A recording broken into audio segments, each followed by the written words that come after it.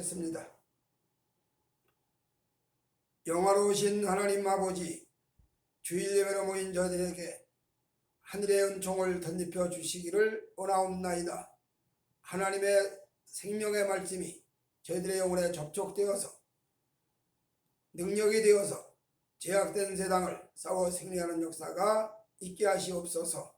예수님 귀하신 이름으로 기도 올리옵나이다. 아멘.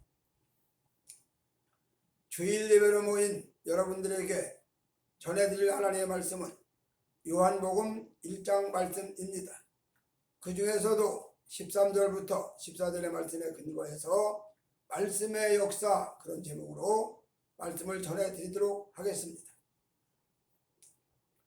사도 요한은 요한복음 1장에 위대한 대선언을 합니다.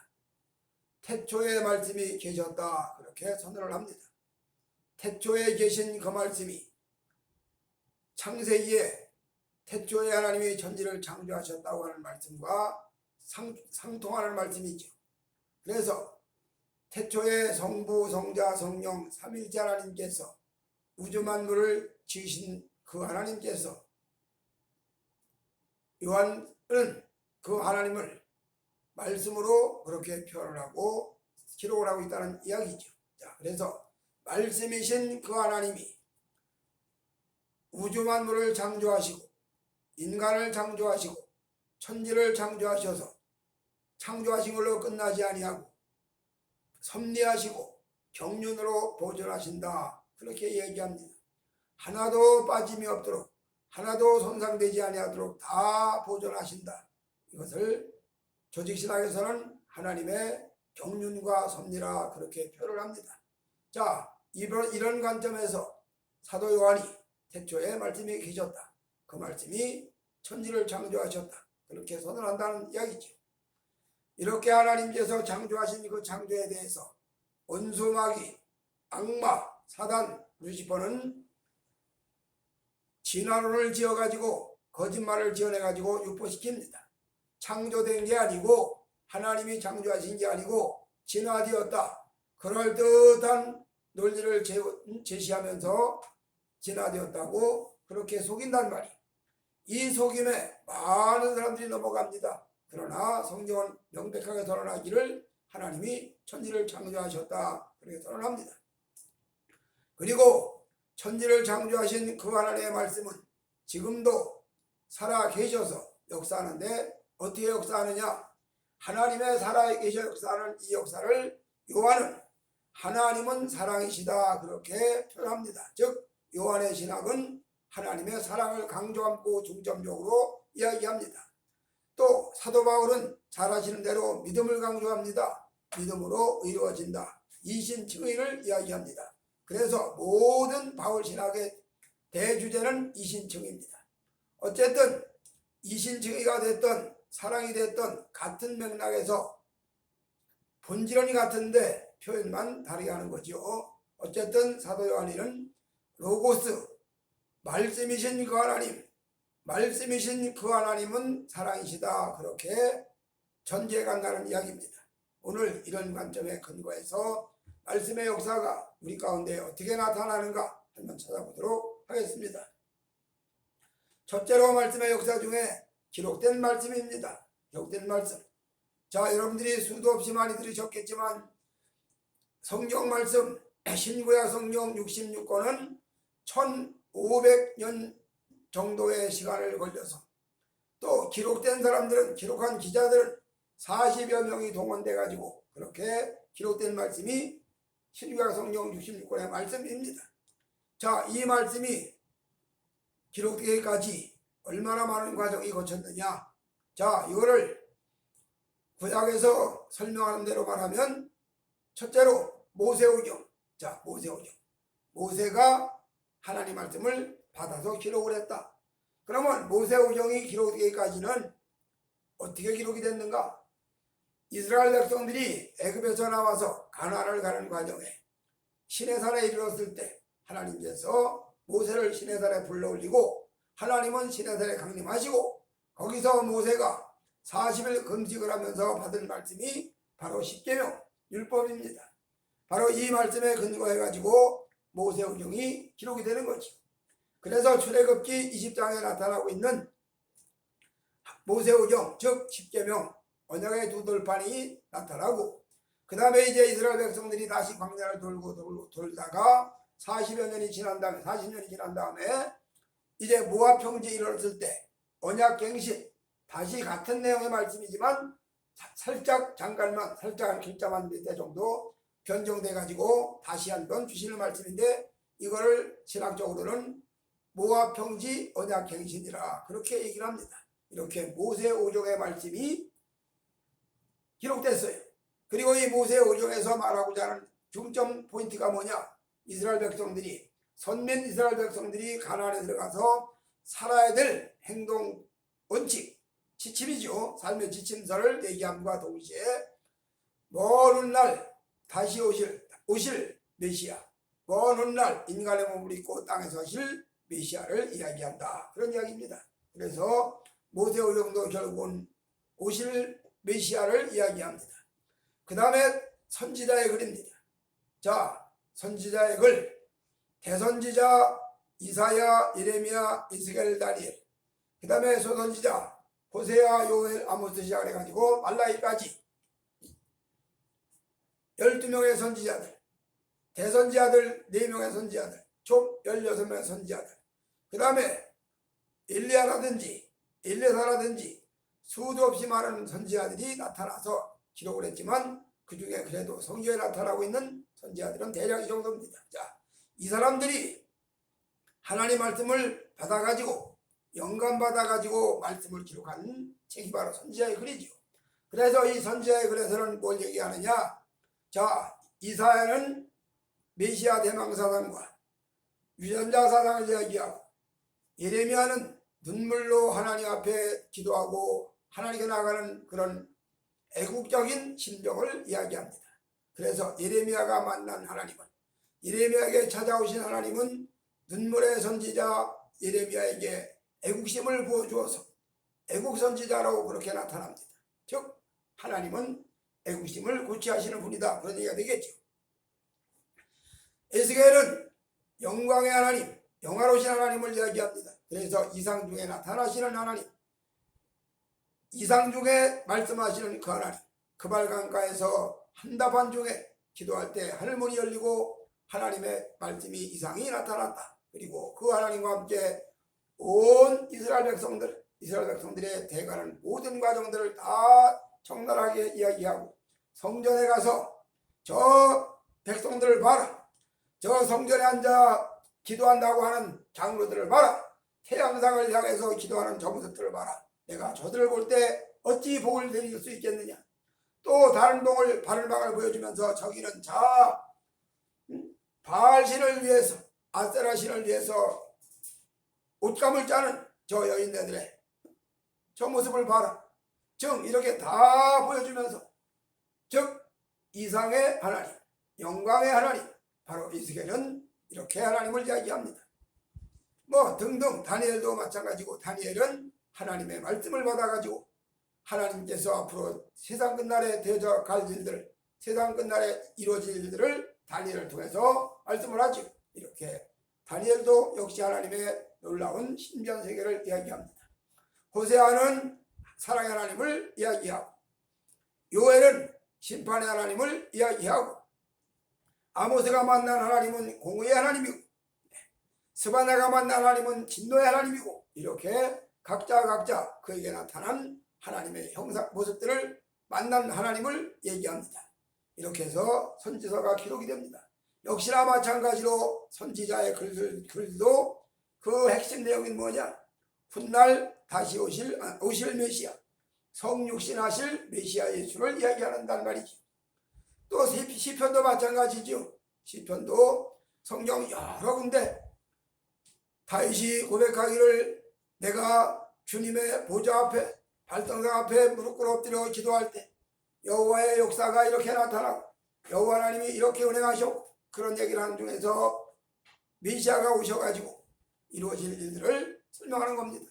그래서 내 옷을 제비 뽑나이다 하는 말씀도 나타나고, 자, 저들이 나를 쓸개탄 십자가에 못 달린 예수에게 쓸개탄 물을 마시라고 주는 그런 내용도 나타나. 그래서 메시아가 오셔서 순환당할 일들을 다 이야기하고 그 영광의 메시아가 오시면 인류는 심판받고 종말이 되고, 반대로 그 메시아가 오시면 인류는 구원받고 영광의 나라로 들어가고, 어떤 사람에게는 심판의 메시아가 되고, 어떤 사람에게는 영광의 메시아가 되고, 어떤 사람에게는 구원의 메시아가 되고, 어떤 사람에게는 그야말로 영벌의 메시아가 되고, 이렇게 갈라진 역사를 이야기한단 말입니다. 결국 시편도 성전에 올라가는 노래고 하나님을 섬기는 여호와 앞에 제사 드리는 그런 성전에서 불려지는 노래였지만, 역시 그 시편도 오실 메시아를 이야기한다 이 얘기입니다. 이렇게 기록된 말씀 속에서는 하나님의 나라가 이루어져 가면서 하나님께서 원하시는 뜻을 기록해 가면서 하나님께서 원하시는 일들을 다 기록해 가면서 그 다음에 그 일들이 어떻게 진행되고 어떻게 전진해 가는가, 어떻게 열매를 맺는가 정확하게 기록을 하는 말씀이 바로 기록된 말씀이죠.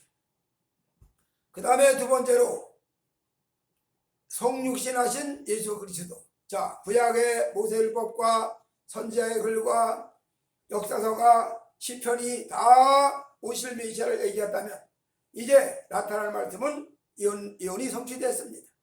메시아가 온다, 메시아가 온다, 메시아가 온다 했던 그 예언이 이루어졌습니다.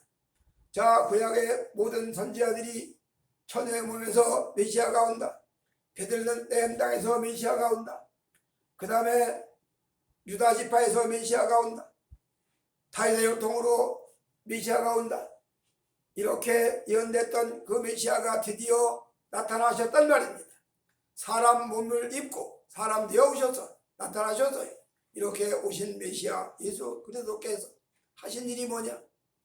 첫째로 그분이 하신 일은 천국 선포, 회개하라 천국이 가까웠느니라 말씀을 하시면서 다 회개하라, 회개하지 아니하면 천국 들어가지 못한다, 그렇게 천국 선포합니다.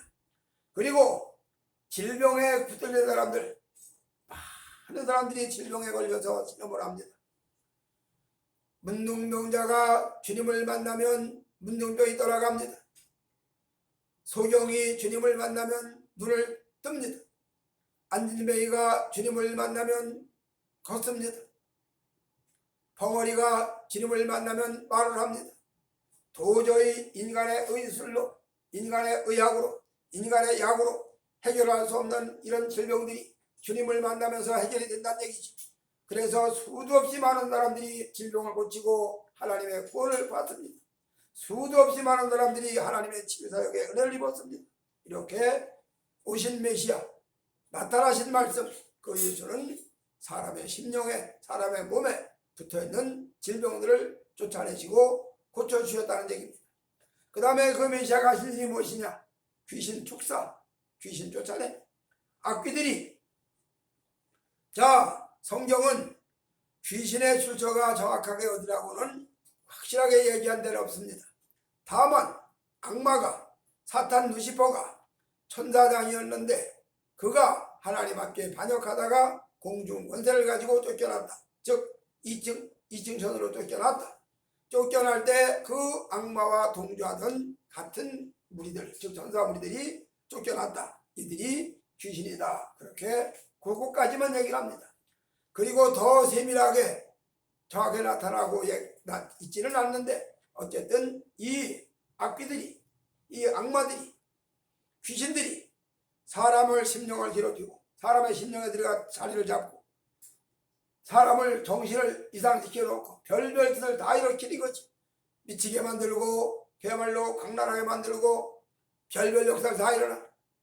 거라사 광인이 2,000마리 돼지 2,000마리 속에 들어갈 만한 그 많은 귀신들, 군대 귀신 떼고지가 들어가서 그로 하여금 정상적인 사람이 못되게 옷을 깨를 할라닥 벗고 온 몸을 돌로 문지르면서 돌로 찌면서 상처를 주면서 얼마나 부악한지, 그가 있는 무덤 곁에 사는 그 그 귀신은 그 사람 귀신들이 그 사람 앞에를 지나가지를 못해. 다 무서워 벌벌 떨어. 그런 악귀 들린 사람을 주님께서 악귀를 쫓아냈어. 그래서 그 귀신들이 걸어다 광인에게 들렸던 그 귀신들이 어디로 가느냐? 돼지떼로 들어가기를 요청하니까 주님께서 그렇게 명령하시니까 허락하시니까 돼지떼 들어갔어. 돼지들이 비탈길을 내려 달려가지고 2,000마리나 되는 돼지떼들이 다 바닷속으로 뛰어들어가지고 다 빠져 죽었다. 그러니 2,000마리 돼지 속에 들어가는 귀신들이 그 사람 속에 들어가 있으니 그 사람의 형편이 어떻게 되겠어?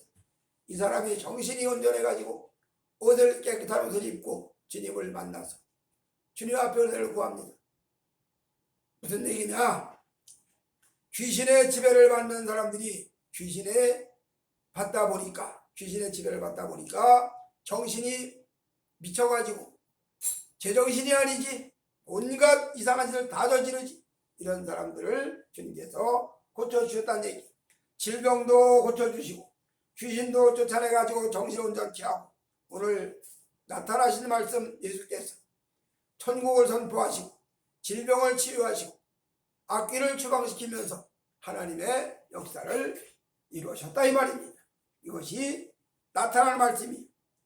그리고 이렇게 나타날 말씀이 3년 동안 공생애 동안 천국 복음을 증거하시고 선포하시고 귀신을 쫓아내고 악귀를 추방시키고 질병을 고치시고 하신 이 사역을 하시고 또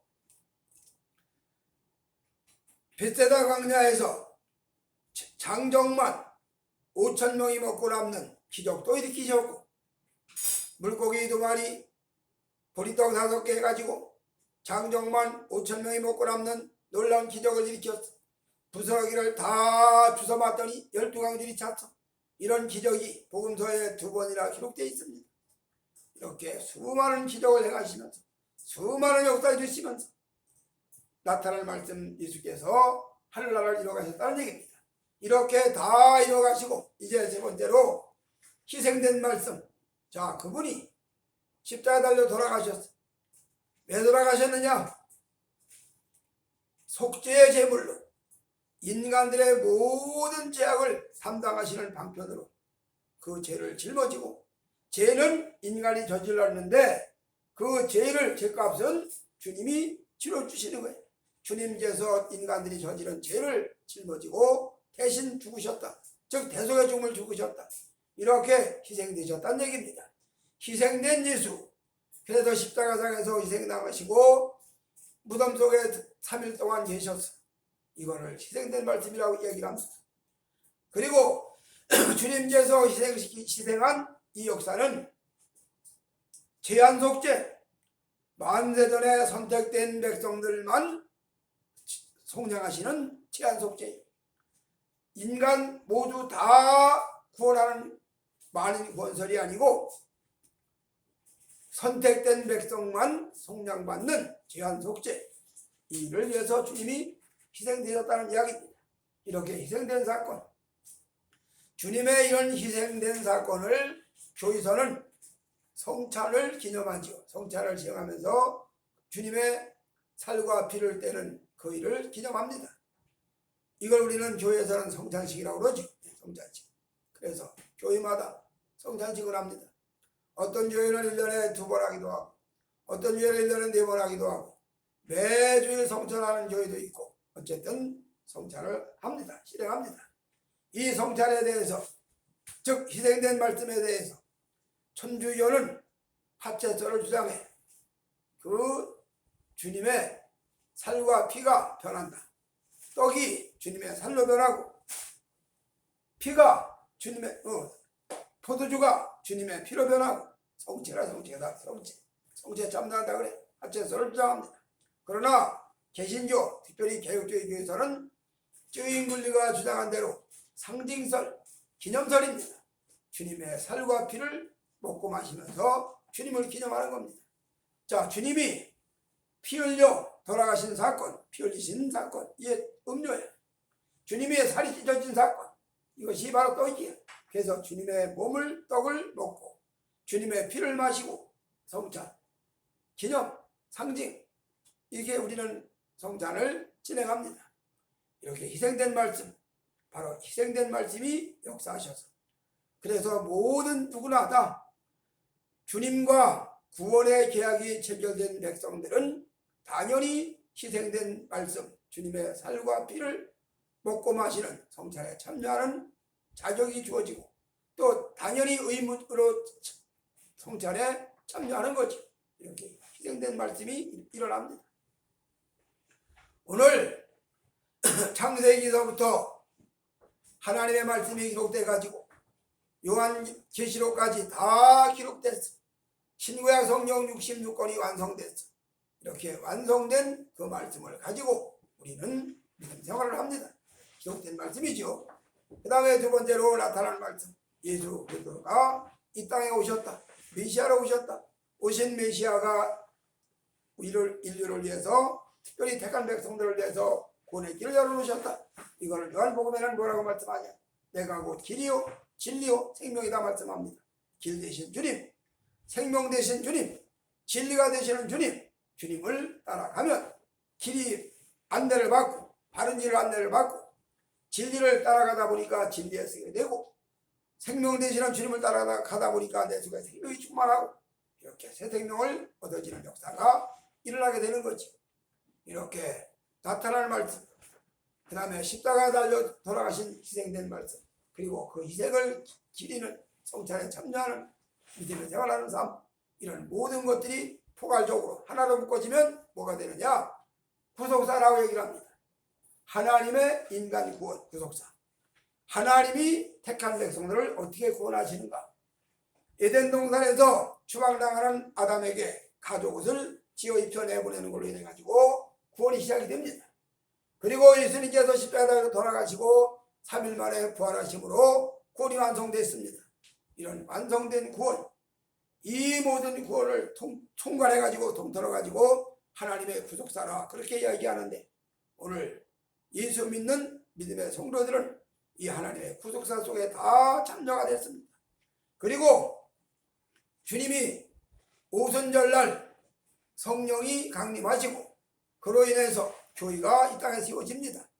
세워진 교회들이, 목회자들이 세워져서 하나님 말씀을 예배 시간마다 설교합니다. 메시지를 증거합니다. 이런 일련의 모든 행위를 선포된 말씀, 하나님의 말씀을 선포한다 얘기를 하는 거죠. 그러면 선포된 말씀을 누가 하나님 말씀을 증거하느냐? 누가 하나님 말씀을 증거하는 자격이 주어졌느냐? 디베라 바닷가에서 예수님께서 12제자 중에 대표되는 베드로를 불러가지고, 바요나 시몬아 네가 나를 사랑하느냐? 예, 제가 주님을 사랑하는 줄을 주께서 아시나이다. 그래, 내 양을 먹여라.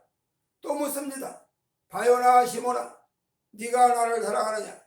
예, 내가 주님을 사랑하는 줄을 주께서 아시나이다. 그래, 그러면 내 양을 쳐라. 또 묻습니다. 바요나 시몬아 네가 나를 사랑하느냐? 예, 내가 주님 사랑하는 줄을 주님이 아시나이다.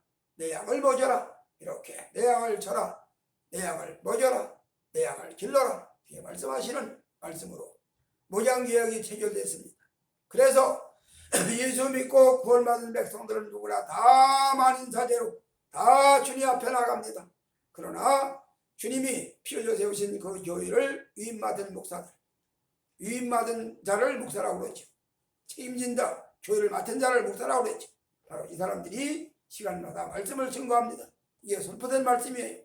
그러니까 주일 강단에서 온전히 하나님 말씀만 증거해야 될 이유가 여기에서 명백해지는 겁니다. 그러니 주일 강단이 무슨 연극 배우도 아니고, 주일 강단이 무슨 우스개 만담 장소도 아니고, 웃음거리 우스갯소리 하는 데도 아니고, 옛날 얘기하는 것도 아니고, 하나님의 살아계신 말씀을 맡아가지고 그 말씀을 외치는 것이 바로 주일 예배다, 이런 얘기. 그러니 주일 예배 시간에 신구약 성경 66권의 말씀만 정확하게 설교하고 강의해야 된다, 그런 얘기죠. 이렇게 역사하는 것을 선포된 말씀이라 그렇게 마무리합니다. 아무쪼록 오늘 주일 예배 참석하는 성도 여러분들, 하나님의 말씀이 기록된 말씀으로, 하나님의 역사가, 말씀의 역사가 기록된 말씀으로, 나타난 말씀으로, 희생된 말씀으로 오늘 우리에게까지 전달됐습니다. 이렇게 우리에게까지 전달된 하나님 능력의 말씀이 심령에 역사하셔서 여러분들의 심령에 역사하심으로 말미암아 놀라운 새 생명의 역사가 일어나고, 그 새 생명 역사는 어디까지 가느냐? 영원하신 주님의 나라, 새하늘과 새 땅까지 연결된다, 그런 얘기입니다. 자, 여기서 한 가지 덧붙이자면, 어린아이가 태어났습니다. 그러면 금방 태어난 어린아이도 분명히 사람이에요. 생명이 있어요. 또 그런데 문제는 그 어린아이가 사람으로 태어났지만 아직은 사람 무시를 못해. 나이가 20살 정도 돼야 뭐 군대도 가고 무슨 뭐 노동도 하고 뭐 다 하는 거지. 어미아비에게 효도도 할 줄 알고 다 사람 무시를 하는 거지. 금방 태어난 아이가 뭔 사람 무시를 하겠어요. 그냥 아이일 뿐이지. 그러나 그 아이 속에도 생명이 있어. 무슨 얘기냐? 우리 믿음이 약해서 아무것도 못하는 것 같이 보이지만, 그러나 그 속에 예수님의 생명이 있다 이 말이야. 즉 어린아이 같은 생명이 있다 이 말이야. 장성한 생명이 있고 아주 완중한 생명이 있어. 그 생명 다 어느 날 주님 나라가 이루어지는 날, 주님이 재림에 오시는 그날 모두가 다 영원한 주님 나라를 상속받는 역사가 일어난다 이 말이. 금방 저 어린아이 같이 연약한 믿음은 아무것도 한 게 없으니까 주님 나라 못 가는 게 아니고, 그 아이가 뭘 해서 아무것도 안 했지. 그러나 생명으로 태어났기 때문에 주님 나라와 연결돼. 이것이 우리는 구원계약이라고 이렇게 말합니다. 아무쪼록 성도 여러분들 모두가 다 새 생명으로, 물과 성령으로 거듭난 새 생명 된 사람들은 주님 나라가 보장된다. 이것을 요한복음에는 이렇게 말을 합니다. 포도나무에 가지가 연결되어 있으면 포도가 열매를 맺는다. 가지가 잘라져 버렸으면 말라져 버리지만, 가지가 포도나무에 연결되어 있으면 자연스럽게 포도를 맺힌다. 많은 포도를 맺힌다, 그런 얘기. 마찬가지로 새 생명으로 세상에 태어났으면 비록 그 생명이 아직 어려서 어린아이라서 아무것도 하는 게 없었다 하더라도 생명은 생명이야. 그래서 주님 마지막 재림에 오시는 그 순간에 다 새 생명으로 하나님 나라 영원한 새하늘과 새 땅을 상속받는 역사가 일어난다, 그런 이야기입니다. 이런 관점에서 구원은 우리가 쟁취하는 게 아니고 하나님이 주시는 거고, 물론 믿음으로 싸워가는, 천국은 침노하는 자가 빼앗는다고 했으니까 침노하는 과정과는 좀 다른 분야지만 하나님이 주시는 생명은 하나님의 주권에 속한다, 그런 이야기입니다. 그래서 하나님의 주권에 속한 생명이 세상에 태어났으면 그 생명은 주님이 견고하게 붙잡고 영원한 주님 나라로 연결해 가신다. 이것이 모장계약의 핵심이고 하나님의 은혜의 핵심이고, 하나님이 말씀하시는 기록된 말씀, 나타난 말씀, 희생된 말씀의 총괄해서, 구속사의 총괄해서 요점 정리가 되는 말씀의 내용입니다. 아무쪼록 이런 은총이 여러분들 속에 늘 충만해져서 주님을 영원롭게 해드리는 저와 여러분이 되어주시기를 주님의 이름으로 축복해 드립니다. 아멘. 기도하시겠습니다. 하나님 아버지, 감사합니다. 기록된 말씀, 나타난 말씀, 희생된 말씀을 통하여 저희들 구원의 은혜 속에 참여하게 하시니 감사하고, 물과 성령으로 거듭난 저들의 생명이 영원한 주님 나라를 바라보고 새하늘과 새 땅을 상속받는 역사가 있는 그날까지 힘차게 믿음으로 전진해가는 우리 모두가 되어지게 하여 주시옵소서. 예수님 귀하신 이름으로 기도 올리옵나이다. 아멘.